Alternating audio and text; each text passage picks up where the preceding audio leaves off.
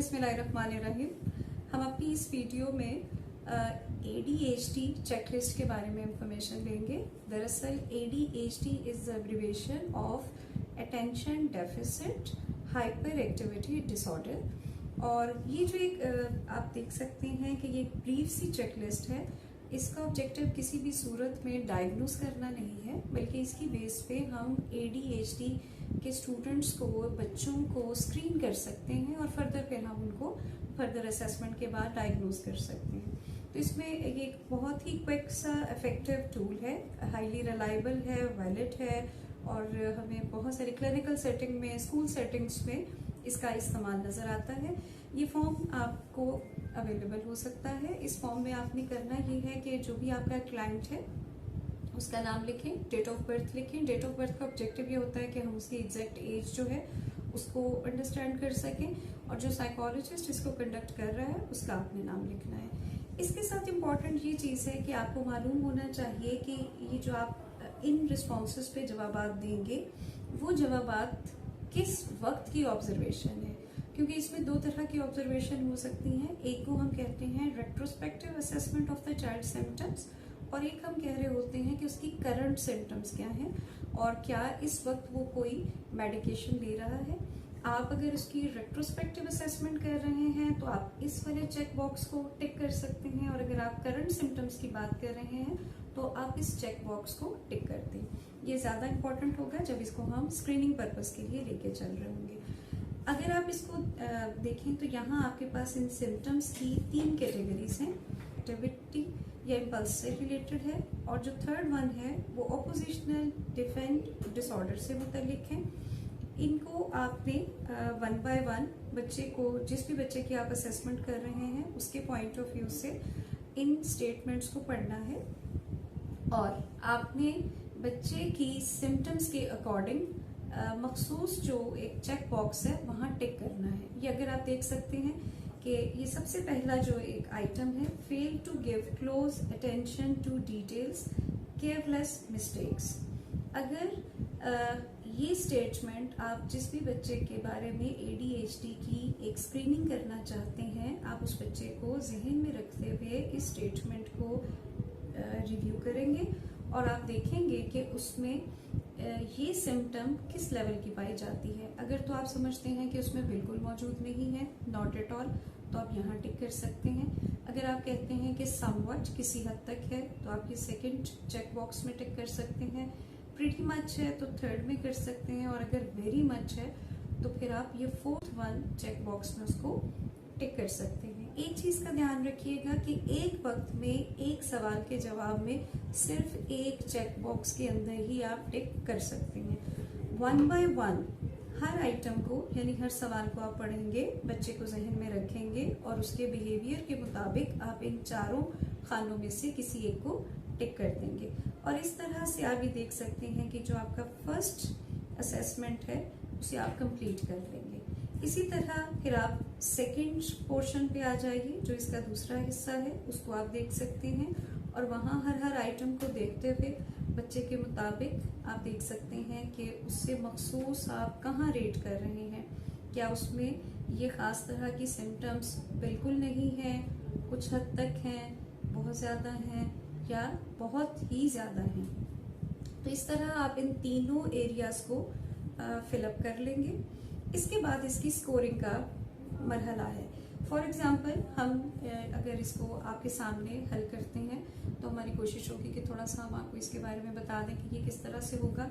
अगर मैं समझती हूँ कि किसी एक बच्चे को जहन में रखते हुए मैं इन आइटम्स को टिक करती हूँ, और फिर हम ये देखना चाहें कि उसमें ये मुख्तलिफ तरह के जो आइटम्स हैं उनका क्या लेवल है, तो हम इसे 1 बाय 1 हर एक सेंटेंस को पढ़ते हुए, एक मखसूस बच्चे को जहन में रखते हुए इन तमाम आइटम्स को फिलअप कर लेते हैं। 2 अंदाज हो सकते हैं, एक ये है कि आप इसे टिक कर लीजिए, और दूसरा ये अंदाज हो सकता है कि ये जो ऊपर नंबर लिखे हुए हैं आप वो नंबर इन खानों में इन टिक की जगह लिख लीजिए।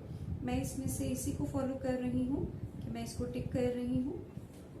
1 बाय 1 हर आइटम को पढ़ते हुए जो भी सिम्टम्स उस बच्चे के मुतालिक मुझे ट्रू लग रहे हैं वो मैं इसमें फिलअप करती जा रही हूँ। एक चीज़ का ख्याल रखिए कि एक सवाल के दो जवाब नहीं हो सकते। एक टाइम में आप एक ही ऑप्शन को टिक कर रहे होंगे।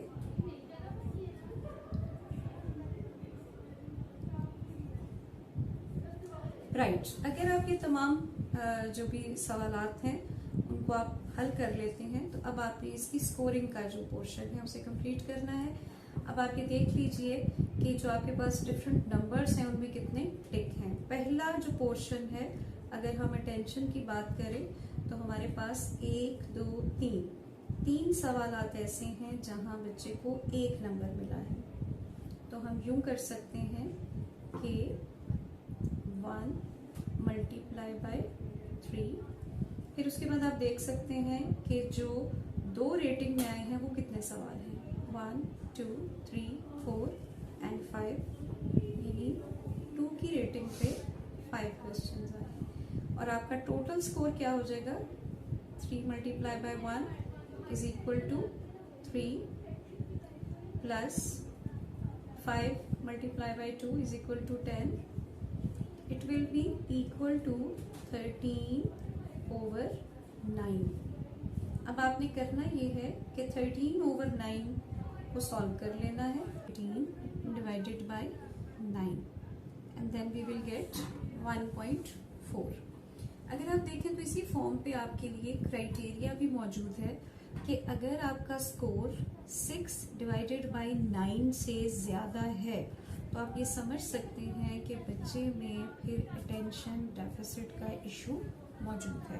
तो ये भी हम ज़रा इसके साथ ही से चेक कर लेते हैं कि 6 divided by 9 is equal to what, that is actually 0.67।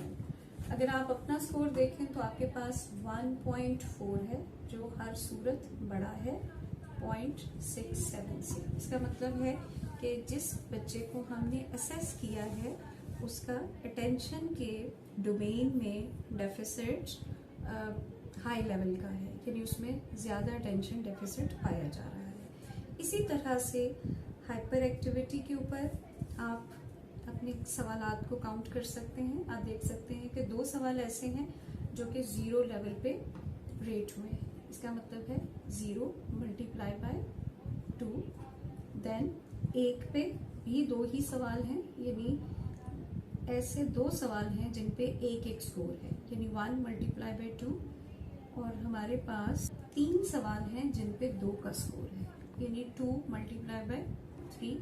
और सिर्फ 1 सवाल ऐसा है जिस पे 3 स्कोर आ रहा है।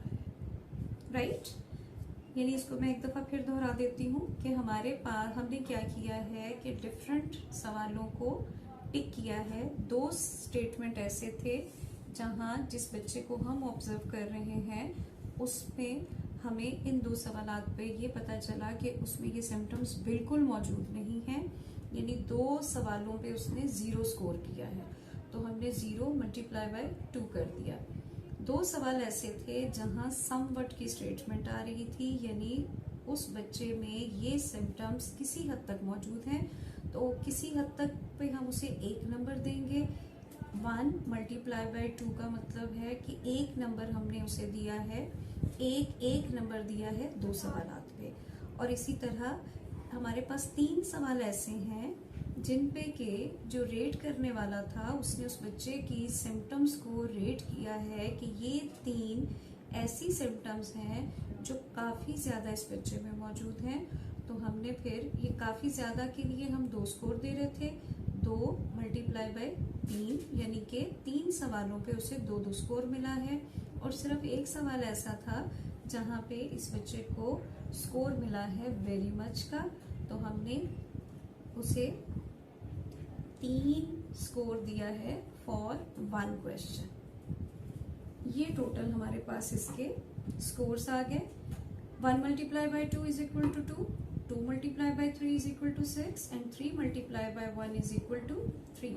तो टोटल स्कोर हमारे पास आ गया 2 + 6 8 + 3 इज 11। और हमारे पास टोटल क्वेश्चन कितने थे, 9। इसका मतलब है 11 डिवाइडेड बाय 9। और अगर आप इसको सॉल्व कर लेते हैं देन यू विल नो कि आपके पास इस एक स्पेसिफिक डोमेन पे उस बच्चे के बारे में क्या स्कोर आया है जिसे आप ऑब्जर्व कर रहे हैं। तो आप 11 को डिवाइड करेंगे 9 से और आपके पास बच्चे का स्कोर है 1.2। और उन्होंने कट ऑफ स्कोर आपको क्या दिया है, कट ऑफ स्कोर बिल्कुल जिस तरह से पहले पोर्शन में था कि कट ऑफ स्कोर है 6 डिवाइडेड बाय 9 यानी 0.67। और अगर आपका स्कोर 0.67 से ज्यादा है तो इस की इंडिकेशन होगी कि बच्चे में हाइपर एक्टिविटी ज्यादा है।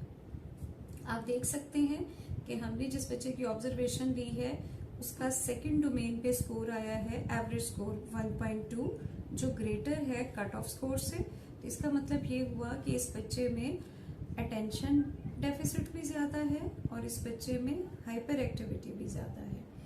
अब हम थर्ड इसकी डोमेन की तरफ आते हैं कि उसमें हमारे पास क्या स्कोरिंग है।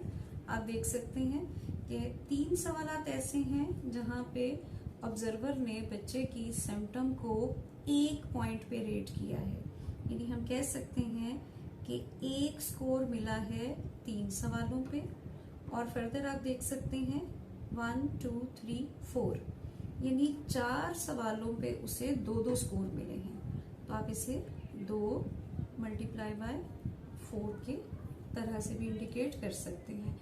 3 1s are 3 and 4 2s are 8। Total score उसका 11 बनता है। और आप यहाँ पे देख सकते हैं कि इसमें हम देखते हैं कि 11 डिवाइडेड बाय 8 और कट ऑफ आपके पास क्या है, कट ऑफ आपके पास है कि 4 डिवाइडेड बाय 8। हम कट ऑफ को भी डिफाइन कर लेते हैं और बच्चे ने जो स्कोर किया है उसे भी लिख लेते हैं।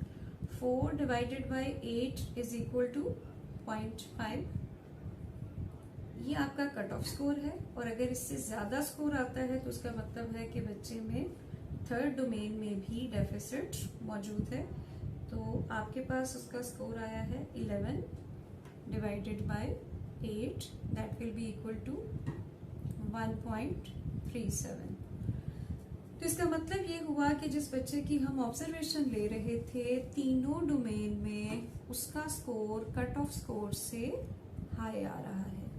यानी स्क्रीनिंग प्रोसेस में हम ये डिक्लेयर कर सकते हैं कि ADHD की तीनों डोमेन में किस बच्चे के अंदर सिम्टम्स नॉर्मल से हाई पाई जा रही हैं। अगर आपको ये समझ आया है तो आप हमें कमेंट ज़रूर कीजिएगा। अगर कहीं पे कोई कंफ्यूजन है, आप किसी भी चीज़ की वजाहत चाहते हैं तो काइंडली आप हमें इनबॉक्स कीजिएगा। हमारी कोशिश होगी कि हम आपको इस पे गाइड कर दें।